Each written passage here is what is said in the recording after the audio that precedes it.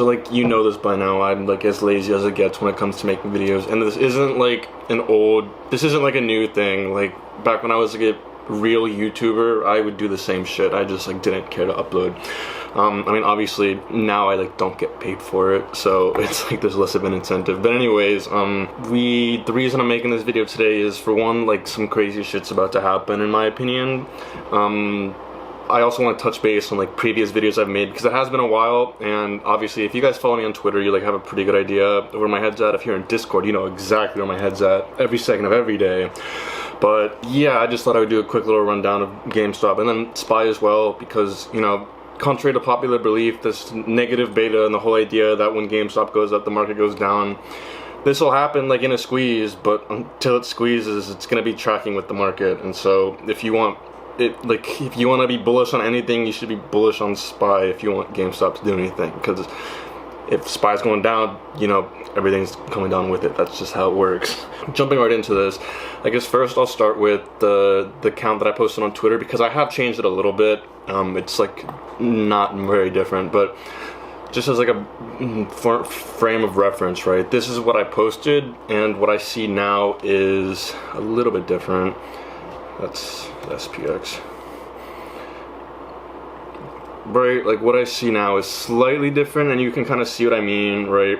Where instead of having the 1, 2, 3, 4, 5, we just have this as a 1, 2, 3, 4, and then 5 for the A and B, and then, you know, C is gonna come down all the way down to here. But the only real reasoning for that is because, I mean, if I like go on a micro scales, you guys can like see the whole process, right? You'll notice that the supposed wave 3 here is only 0.786 the length of our wave 1. And so this isn't necessarily make the count invalid, but it just means that like each wave is going to have to be contracting then, because the, you know, Elliott wave rule, your 3 cannot be the shortest of the sequence. And so at first I had it marked like this, as you see it on screen, and I was anticipating, you know, we'd bounce up here, recover up, and then keep dumping.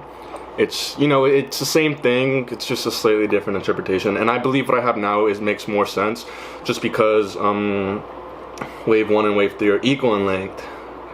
And you can see that right here. If we just do, where the 2 peak? It was like here, right? Yeah, so you can see right here, the 3 does gain parity with 1, or it comes a little bit past it. And so what this means is, well, wave 3 is valid. And so finally, right, we would expect our 5 to be roughly 0.618 to 0.786, that the lengths of waves 1 to 3.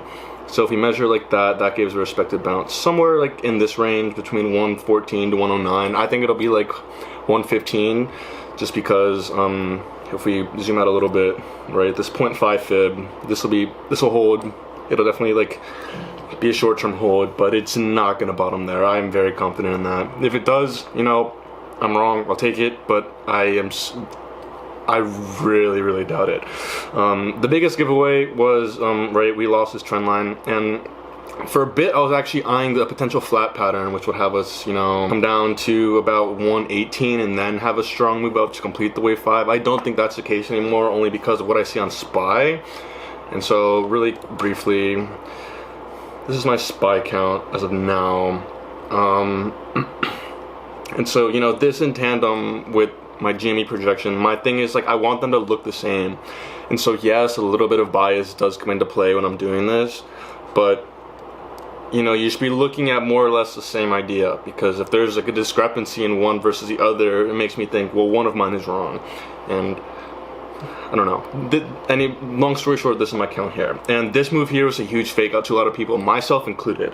I'm not going to say that I knew it was going to dump, because I didn't. But the reason that this was a fake out was because this ABC was an expanding flat. And so the way you look at that is, I think I have it counted different. I have it visualized better on SPY, yeah. And so this count on SPY I have is a little bit different, but I like to have the alts lined up. But anyways, right, your ABC, ABC, and your 1, 2, 3, 4, 5. That is just mean from the market maker's perspective or point of view. But you know, whatever is what it is. What's really interesting though is I actually use VIX to like time the turning points for SPY, and this, look at my level, right, 27.78, and then boom. And SPY fucking death. But anyways, going back to GameStop now, so I just went over like the A leg projection, right? So go back to like a 5, I guess. right? So if we come down to our A wave finishes at say 113 to 115, I am very bullish going into the FOMC because now the market is pricing in a 75 bips rate hike, meaning if on Wednesday J Powell comes out and he says we're raising rates by 75 bips, means everything is going to rally because the market is pricing this outcome in. Does that make sense? And I mean, hopefully you know this, but some people don't, and this is good stuff to know anyway. So whenever news drops that is priced into what the market is expecting, this is like a certainty, so to speak, right? It's like not uncertainty because it, you know, the expected outcome was the, never mind, you get the idea. So yeah, I think dump down to 113. FOMC on Wednesday will rally up to like 127 to 130-ish. It should be like this zone, like this 124 or like 134 zone. It should come up to there, and then we'll have parity for the final leg down. And so like if we were to just like roughly visualize that, I guess let me clear these really quick. Right, if we were to like roughly visualize the equal leg for that, we would go A to B, and then we'd be looking for a 1-to-1 extension, and then look, that's decent. Perfect, literally fucking perfect. Like, yeah, so again, this is why I lean discount more. I mean, it's the same fucking thing as what I tweeted, but you'll see how that parity literally sets us up perfectly for this coming down to 88. And the reason I'm really confident in 88 is because, pull up a daily chart, the simple analysis is usually all you really need. I mean, I do go a little bit over the top, but so first and foremost, right, we're in a wave 2 right now. Your wave 2 is going to be a very, very deep retracement against the trend, meaning if trend is up now, we are going to expect a very, very sharp move down in an ABC fashion, and we are almost finished with the A leg. So if we gap down tomorrow to like 113 to 115, that's going to be the A leg, at least in my opinion, right? I might be wrong, maybe I'm not, I don't think I am, but anyways, going back to this chart, let me hide this curve really quick. So this is important as well. Notice how this candle, if you look at the top left of my screen, you'll see that it closed at 89.15, and the next day we opened at 90.14. Thus, we have a gap of about $1 right here at 88, 89. So we mark it by doing that, and it's completely confluent with the levels I already have up. And if I were to put the 0.854 level back on that I just removed, I mean, yeah, right.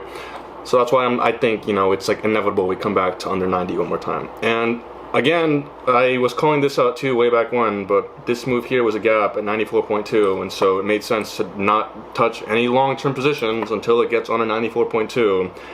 And right, we fill the gap, and that's when we start to recover. So expect the same thing to happen again, right? But that basically sets up the rest of this, and I'm not going to go too deep into this now, but that basically sets all of this up. And I have huge conviction in this. You know, I've did like one video before where I've done like an overview on my long-term trajectory, but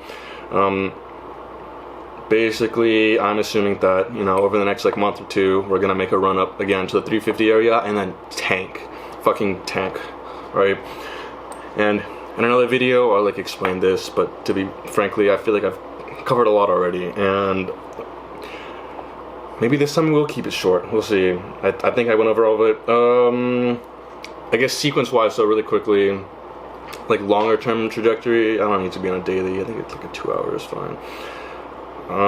So this, just look at it this way, right? 1, 2, 1, we just finished a 1, right? And now we are in the 2 of that 2. This comes down to 88, 90 range, and we bounce. That's the 3 of 3, right? That's the tsunami. And then you zoom out more, it's a 3 of 3 of the 3 in red, and then it's a 3 in yellow. So it's technically like a 3 of 3 of 3 of 3. Right? I wish there was like a, you know, a more professional term than 3 of 3 of 3. Let's just say tsunami, right? But anyways, yeah, the tsunami should start after like we come under 90 one last time. And I think we'll go like this, breaking outwards. But yeah, cool. I think you guys have a pretty good idea of where my head's at now. If you're interested in Discord, shoot me a message on Twitter as always. I'm gonna have a great week, I already know. And I'm also going to Italy tomorrow, so I mean, I might not be super active, but I'm gonna be trading because even if I'm not catching the GameStop moves, even though I am short right now, I'm gonna catch all the SPY moves and then get into some longer term GameStop positionings. So, you know, if you want to trade with me and have like these types of charts every single day that are actionable, shoot me a message. But that being said, I hope you guys enjoyed. Maybe you're understanding GME's positioning a little bit better now. Maybe you're not. Oh well, I don't care. Thanks for stopping by. I'll catch you guys in the next one. Peace.